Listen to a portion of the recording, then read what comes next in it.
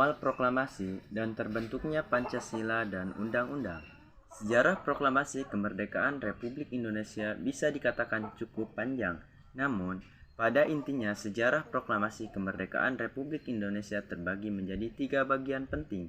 Bagian pertama menjelaskan pertemuan di Dalat, bagian kedua menjelaskan pertemuan Soekarno atau Hatta dengan Jenderal Mayor Nishimura dan Laksamana Muda Maeda, dan bagian ketiga peristiwa Rengas Dengklok. Pada saat itu, sebelum Soekarno membacakan teks proklamasi pada tanggal 17 Agustus 1945, banyak sekali peristiwa yang terjadi yang melatar belakangi terjadinya pembacaan proklamasi kemerdekaan Republik Indonesia. Salah satu peristiwa tersebut adalah dijatuhkannya bom di kota Hiroshima di tanggal 6 Agustus 1945 dan tanggal 9 Agustus 1945 di kota Nagasaki. Semua bom tersebut dijatuhkan di Amerika dengan tujuan Jepang menyerah kepada Amerika Serikat. Pada momen kekosongan kekuasaan inilah Indonesia tidak menyia-nyiakan kesempatan untuk memproklamasikan kemerdekaannya. 1. Pertemuan di Dalat.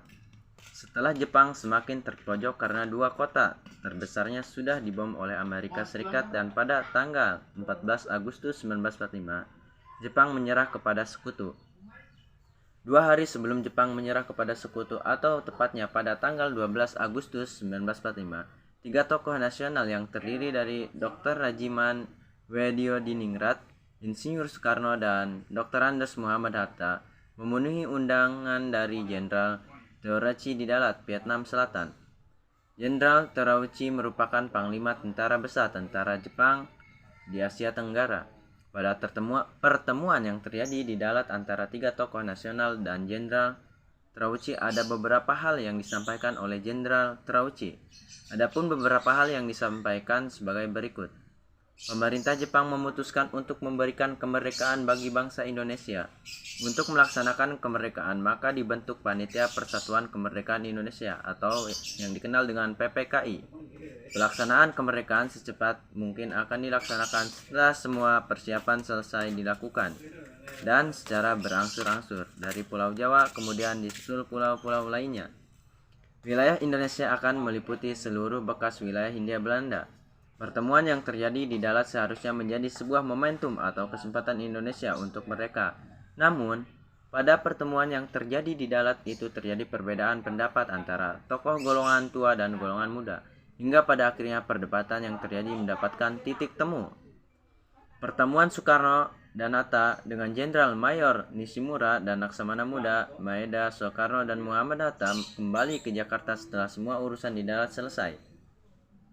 Meskipun Soekarno dan Muhammad Hatta diantar oleh Laksamana Muda Tadashi Maeda untuk menemui Mayor Jenderal Moichiro Yamamoto, Kepala Staf Tentara XPI Angkatan Darat, yang menjadi kepala pemerintah militer Jepang, Gunseikan di Hindia Belanda.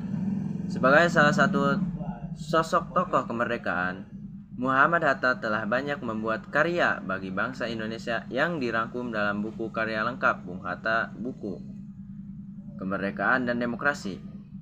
Namun, Mayor Jenderal Moichiro Yamamoto tidak ingin menerima Soekarno dan Muhammad Hatta dan segera memberikan perintah kepada Mayor Jenderal Otoshi Nishimura, Kepala Departemen Urusan Umum Pemerintahan Militer Jepang, untuk menerima kedatangan rombongan itu. Ketika menerima pertemuan dengan rombongan itu, Nishimura mengungkapkan bahwa sejak siang hari pada 16 Agustus 1945 telah menerima perintah dari Tokyo bahwa Jepang harus menjaga status quo sehingga tidak bisa memberikan kemerdekaan kepada Indonesia. Padahal saat bertemu Marsekal Terauchi di Dalat, ia sudah menjanjikan kemerdekaan untuk Indonesia sehingga Soekarno dan Hatta merasakan kecewa. Pada akhirnya Soekarno dan Hatta meminta kepada Nishimura supaya tidak menghalangi kerja PPKI. Setelah pulang dari rumah Nishimura, Soekarno dan Hatta pergi ke rumah Laksamana Maeda yang diiringi oleh Miyoshi untuk melakukan rapat mempersiapkan teks proklamasi. Penyusunan teks proklamasi dilakukan oleh Soekarno, Muhammad Hatta, Ahmad Subarjo, serta disaksikan oleh Sukarni, BM Dian Sudiro, Mbah dan Sayuti Melik. Pada saat merancang teks proklamasi, tiba-tiba Shigetada Nishijima seolah-olah mencampuri penyusunan teks proklamasi dengan memberikan saran agar pemindahan kekuasaan itu hanya berarti kekuasaan administratif. Berkaitan dengan pendapat Nishijima, Soekarno, Muhammad Hatta, Ahmad Subarjo, B.M. Dias, Sukarni Sudiro, dan Sayuti Melik, mereka semua tidak setuju dengan pendapat Nishijima. Tetapi di beberapa kalangan pendapat Nishijima masih diagungkan. Setelah semua konsep telah disepakati, maka Sayuti Melik menyalin teks dan mengetik naskah di mesin ketik milik Mayor Laut Dr. Herman Kandeler yang diambil dari kantor perwakilan Al-Jerman. Pada awalnya pembacaan proklamasi akan dilaksanakan di lapangan Ikada, tetapi karena alasan keamanan kemudian pelaksanaan pembacaan proklamasi dipindahkan ke kediaman Presiden Soekarno di Jalan Pegangsaan Timur nomor 56. Peristiwa Rengas Dengklok. Pada awalnya peristiwa pemboman kota Hiroshima dan Nagasaki disembunyikan agar tidak ada yang tahu. Tetapi pada akhirnya peristiwa tersebut terdengar sampai ke telinga para pemuda lewat siaran radio BBC di Bandung sehingga membuat mereka segera bergerak dan meminta proklamasi kemerdekaan Indonesia segera dikumandangkan. Para pemuda tersebut di bawah pimpinan Khairul Saleh melakukan rapat dan rapat tersebut menghasilkan beberapa keputusan, yaitu kemerdekaan adalah hak rakyat Indonesia, pemutusan hubungan dengan Jepang, dan Insinyur Soekarno dan Muhammad Hatta diharapkan untuk segera membacakan proklamasi kemerdekaan. Setelah peristiwa proklamasi kemerdekaan, Indonesia terjadi suatu kendala atau masalah utama, yaitu menyampaikan penyebaran berita atau informasi kemerdekaan Indonesia ke seluruh wilayah Indonesia dan dunia. Pada tahun 1945, alat komunikasi masih sangat terbatas dan belum memadai. Bukan hanya itu, Jepang juga melarang Indonesia untuk menyebarkan berita proklamasi ke seluruh wilayah Indonesia. Larangan tersebut menjadi salah satu faktor yang menyebabkan berita proklamasi terlambat sampai ke beberapa daerah, khususnya daerah di luar Jawa. Penyebaran berita proklamasi kemerdekaan penuh dengan perjuangan. Salah satu orang yang berjasa dalam penyebaran berita proklamasi kemerdekaan yaitu Yusuf Ronodipuro. Ia membuat pemancar radio baru setelah kantor berita Domei disegel dan karyawannya dilarang masuk. Perjuangan penyebaran berita proklamasi juga dilakukan oleh media Press dan Surat Selebaran. Hampir seluruh harian di Jawa yang terbit pada tanggal 20 Agustus 1945 memuat berita proklamasi kemerdekaan dan Undang-Undang Dasar Negara Republik Indonesia.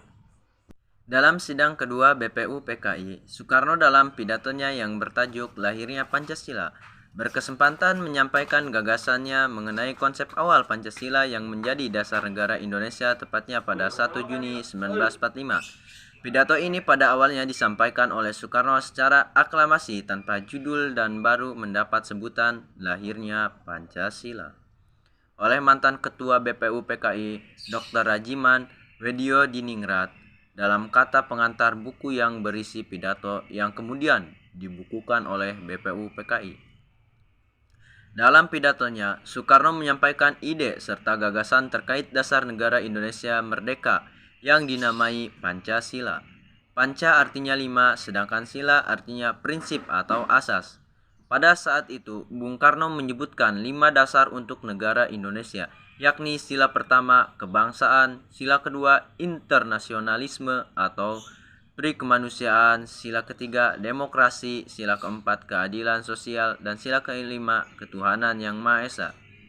Untuk menyempurnakan rumusan Pancasila dan membuat undang-undang dasar yang berlandaskan kelima asas tersebut, maka Dokuritsu Junbi Josakai membentuk sebuah panitia yang disebut sebagai Panitia 9, berisi Insinyur Soekarno, Muhammad Hatta, Abi Koesno, Djokro Joso, Agus Salim, Wahid Hasjim, Muhammad Yamin, Abdul Kahar Muzakir, Mr. A. Maramis, dan Ahmad Subarjo. Setelah melalui beberapa proses persidangan, Pancasila akhirnya dapat disahkan pada sidang PPKI tanggal 18 Agustus 1945. Pada sidang tersebut, disetujui bahwa Pancasila dicantumkan dalam Muqaddimah Undang-Undang Dasar 1945 sebagai dasar negara Indonesia yang sah. Itulah sekilas sejarah lahir Pancasila yang perlu untuk kita ingat, tapi tidak hanya untuk diingat saja. Hari lahir Pancasila juga merupakan momen untuk mengenang, menghormati, sekaligus menghargai perjuangan pendiri bangsa kita sebagai generasi penerus bangsa. Harus dapat memaknai Pancasila sebagai dasar negara dan sebagai landasan berkeperilaku dalam kehidupan bermasyarakat. Pancasila sebagai dasar negara, ideologi negara, dan pandangan hidup bangsa yang digali dan ditetapkan oleh pendiri bangsa merupakan suatu anugerah yang tiada tara dari Tuhan Yang Maha Esa buat bangsa Indonesia. Pancasila merupakan alat pemersatu bangsa. Dengan lahirnya 5 sila tersebut, Pancasila dapat menyatukan masyarakat dengan segala perbedaan yang ada. Pengamalan nilai-nilai Pancasila merupakan perwujudan rasa cinta kepada tanah air, sehingga dapat membangun bangsa dan negara yang lebih baik. Nilai-nilai Pancasila dapat diamalkan dalam bentuk sederhana seperti saling menghargai, bekerja sama, dan saling menghormati. Berkat Pancasila, dengan nilai-nilai inklusivitas, toleransi, dan gotong royong, keberagaman yang ada menjadi suatu berkah.